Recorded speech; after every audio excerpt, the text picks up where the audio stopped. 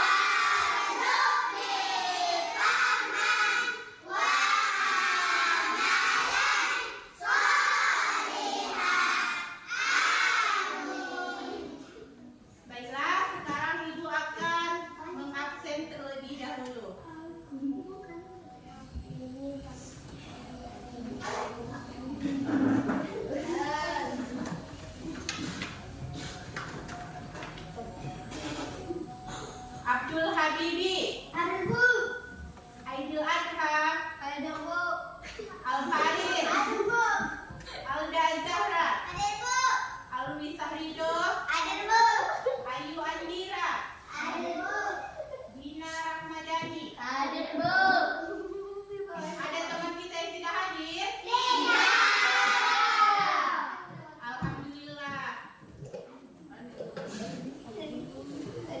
Baiklah, tema pembelajaran kita pada hari ini adalah P5. Siapa yang tahu di sini apa itu arti P5? P5, siapa yang tahu? Sebelumnya kita telah belajar tentang P5, yaitu proyek pembuatan proyek belajar Pancasila. Apa P5? Proyek pembuatan Proyek belajar Pancasila. Ayo kita bersama-sama tepuk P5. P5.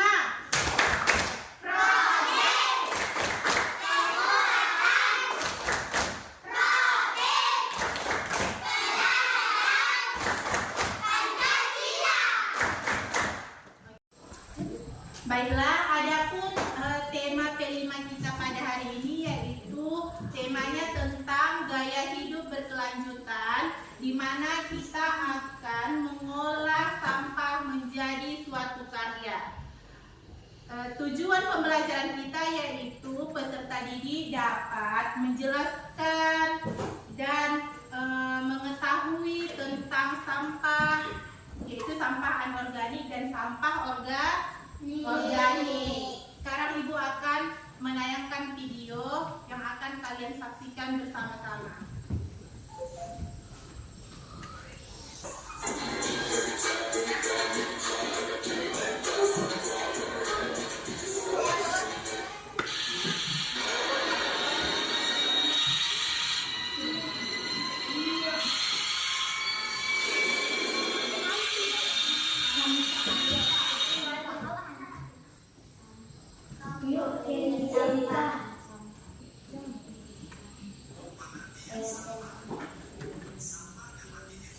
Pengertian sampah. Sampah dapat didefinisikan sebagai bagian dari sesuatu yang tidak dipakai, tidak disenangi, atau sesuatu yang harus dibuang. Umumnya, sampah berasal dari kegiatan yang dilakukan manusia, seperti kegiatan rumah tangga, perdagangan, industri, pertanian, dan berbagai kegiatan lainnya. Kita pasti sering melihat sampah yang berserakan di sekitar kita, baik itu di pinggir jalan, sungai, hingga di lahan kosong. Padahal membuang sampah sembarangan dapat menyebabkan aroma yang tidak sedap, banjir, mengurangi kesuburan tanah, hingga menjadi sarang nyamuk. Oleh karena itu, kita harus membuang sampah pada tempatnya dan dipisahkan sesuai jenisnya. Jenis-jenis sampah. Berdasarkan sifatnya sampah dibedakan atas sampah organik dan sampah anorganik. Sampah organik merupakan sampah yang mudah membusuk dan diurai oleh bakteri, jamur, kuman, dan cacing di tanah. Sampah organik biasanya berasal dari sisa-sisa makhluk hidup. Contohnya adalah kotoran hewan, ranting pohon, daun kering, kulit buah, sisa sayur, daging, atau tulang ayam. Sampah organik ini dapat dimanfaatkan menjadi pupuk kompos untuk membantu tanaman tumbuh dengan baik. Sampah anorganik merupakan sampah yang tidak dapat diurai atau tidak dapat membusuk dan akan terus ada di tanah walaupun telah tertimbun tanah selama bertahun-tahun. Contohnya adalah botol plastik, kantong plastik kemasan, kaleng botol, kaca, styrofoam, sikat gigi bekas, dan karet ban. Sampah anorganik ini dapat dimanfaatkan menjadi bahan daur ulang seperti tas, pot, lampu gantung, atau celengan. Berdasarkan wujudnya, sampah dibedakan atas sampah padat, cair, dan gas. Sampah padat. Contoh sampah padat seperti plastik, kertas, karet, dan lain-lain. Sampah cair. Contoh sampah cair antara lain air sabun, air bekas cucian, limbah air dari pabrik, dan limbah toilet. Sampah gas. Sampah gas dapat dikatakan sebagai emisi dan biasanya dikaitkan dengan polusi.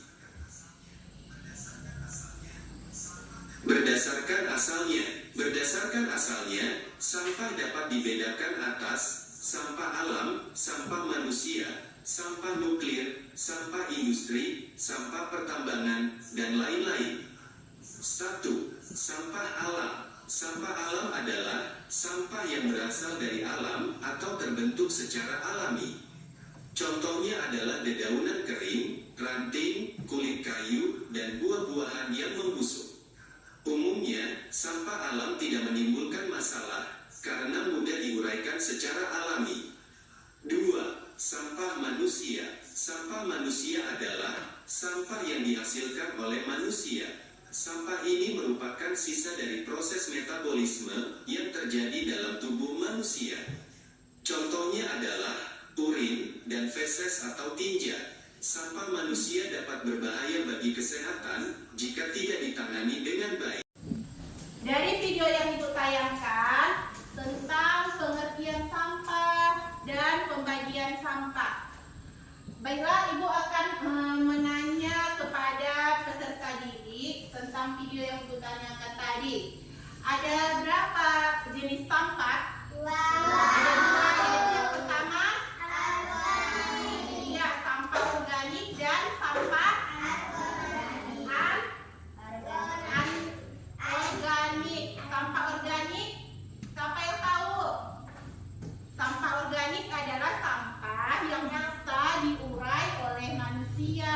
Sedangkan sampah anorganik adalah sampah yang tidak bisa diurai oleh manusia. Jadi kalau misalnya sampahnya banyak akan menyebabkan apa? Pencemaran lingkungan. Lagi, banjir. Lagi, apa? Bau yang tidak sedap di lingkungan sekitar. Dengan pembelajaran kita pada hari ini yaitu P5 dengan tema gaya hidup berkelanjutan, kita akan mengolah sampah seperti botol bekas menjadi suatu karya yang bermanfaat dan berguna untuk kita. Baiklah, sekarang anak-anak Ibu keluarkan alat ataupun bahan kita untuk melakukan pengolahan sampah, yaitu kita memilih untuk mengolah botol bekas menjadi sebuah karya, yaitu bisa jadi tempat pulpen, tempat pensil, dan juga bisa jadi vas bunga. Ayo keluarkan semuanya. Sekarang Ibu akan menayangkan video. Kita akan melihat tayangan video bersama-sama tentang pengolahan botol bekas menjadi sebuah karya yang bermanfaat yang bisa digunakan untuk peserta didik semuanya. Plastik dan sedotan, kita akan menghias botol dengan menggunakan sedotan. Kerajinan ini bisa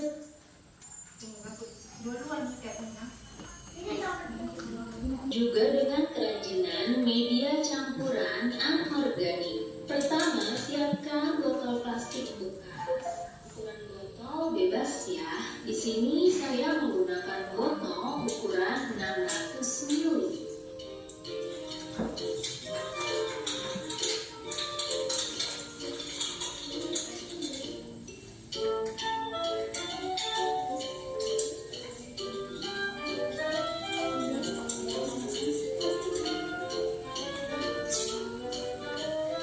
Kemudian kita siapkan double tape. Double tape kita tempelkan di seluruh permukaan botol plastik.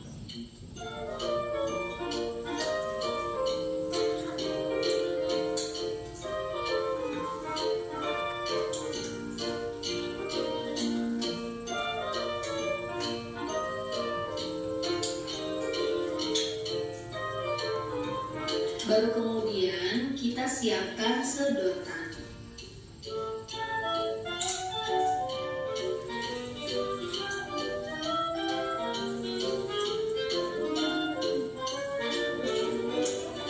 Tutup semua permukaan botol dengan menggunakan sedotan.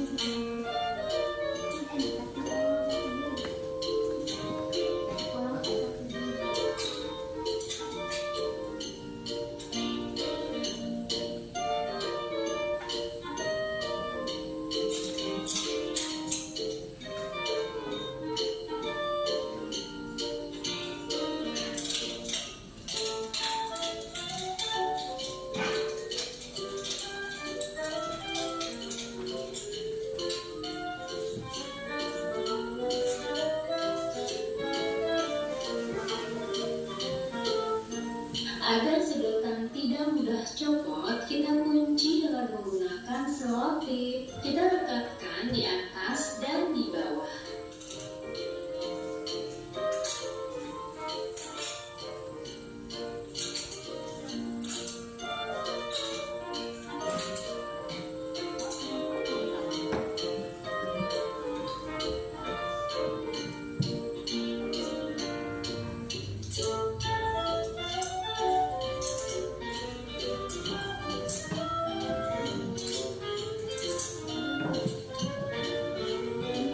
Lalu kemudian kita tutup lagi dengan menggunakan sedotan. Sebelum ditempel sedotan, kita pipihkan terlebih dahulu.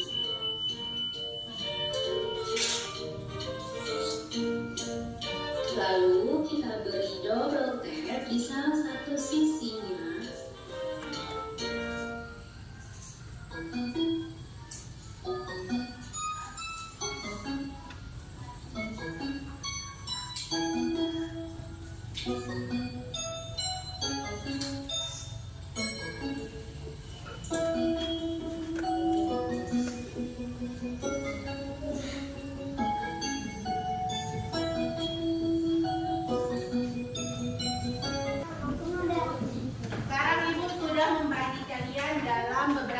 kelompok. Ada 5 kelompok. Masing-masing kelompok telah menyediakan alat dan bahan yang ingin kita buat pada hari ini, yaitu ada apa saja kan Ibu?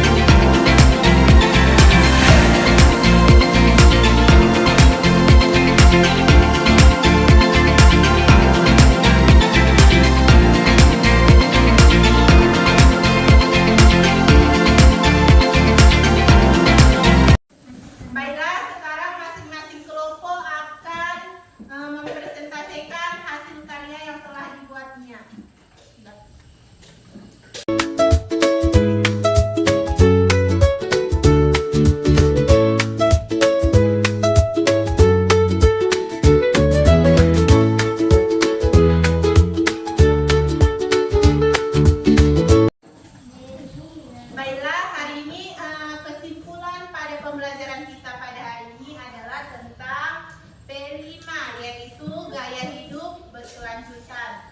Kita memilih tema dengan pengolahan botol bekas dan sedotan menjadi sebuah karya. Sampah tadi ada berapa?